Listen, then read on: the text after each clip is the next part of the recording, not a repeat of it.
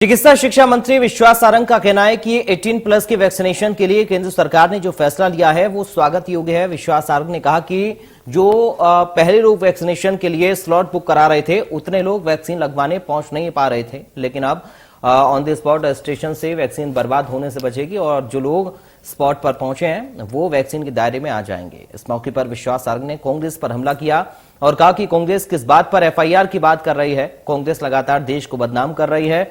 कमलनाथ ने जो हरकत की है उससे निश्चित तौर पर देश और विदेश में देश का मान घटा है। कोरोना के इंडियन वेरिएंट की बात कहकर कमलनाथ ने देश का अपमान किया है। कांग्रेस को चाहिए कि वो सकारात्मक विपक्ष की भूमिका का निर्वहन करें। नर्सों की हड़ताल पर चिकित्सा शिक्षा मंत्री ने कहा कि यह आपदा का अवसर है, ऐसे अवसर पर सभी बड़ों को मिलकर आपदा से निपटना है। ये मौका हड़ताल करने का नहीं, सरकार सभी वर्गों के कर्मचारियों को लेकर चलने वाली सरकार है। हम बैठकर इसका भी हल निकाल लेंगे। इस मौके पर विश्वास सारंग ने माना कि प्रदेश में ब्लैक फंगस के इंजेक्शन की कमी है, लेकिन सरकार लगातार इस कमी को पूरा करने के प्रयास कर रही है। ये केंद्र सरकार ने एक बहुत ही सकारात्मक और जिस निर्णय की जरूरत थी वो निर्णय लिया है। अभी देखा जा रहा है कि बहुत बार जिन 18+ लोगों के वैक्सीनेशन के स्लॉट बुक हो जाते हैं वे भी वैक्सीनेशन के लिए नहीं आ पाते और उसके कारण बहुत बार वैक्सीनेशन स्थल पर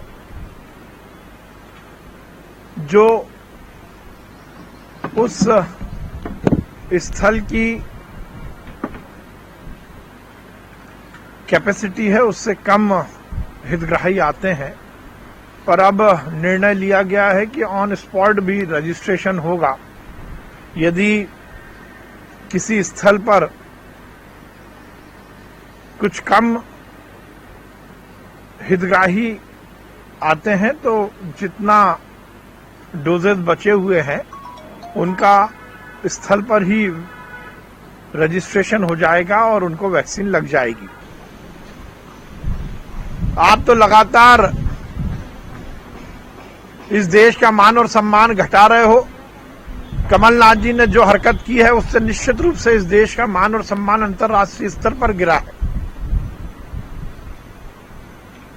लाशों पर राजनीति करना और मौतों का उत्सव मनाना ये कांग्रेस की फितरत है।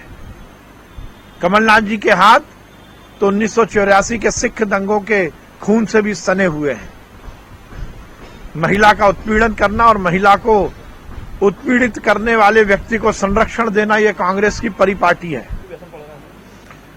हमारी पूरी कोशिश है कि किसी भी तरह हड़ताल ना की जाए और मैं सभी वर्गों को ये निवेदन करूंगा कि महामारी के इस कष्ट भरे समय में जहां समाज को सभी वर्गों की सेवा की जरूरत है, हम इस तरह की किसी भी हड़ताल पर ना जाएं।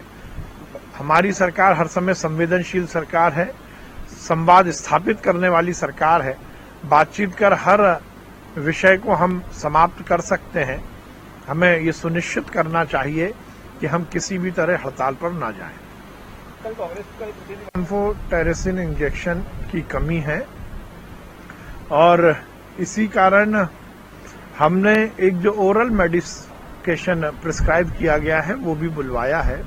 वो दवाइयां भी बुलवाई हैं जो एम्फोटेरेसिन की वैकल्पिक रूप में ली जा सकती हैं और दोनों ही दवाओं का वितरण युक्ति युक्त करने का प्रयास कर।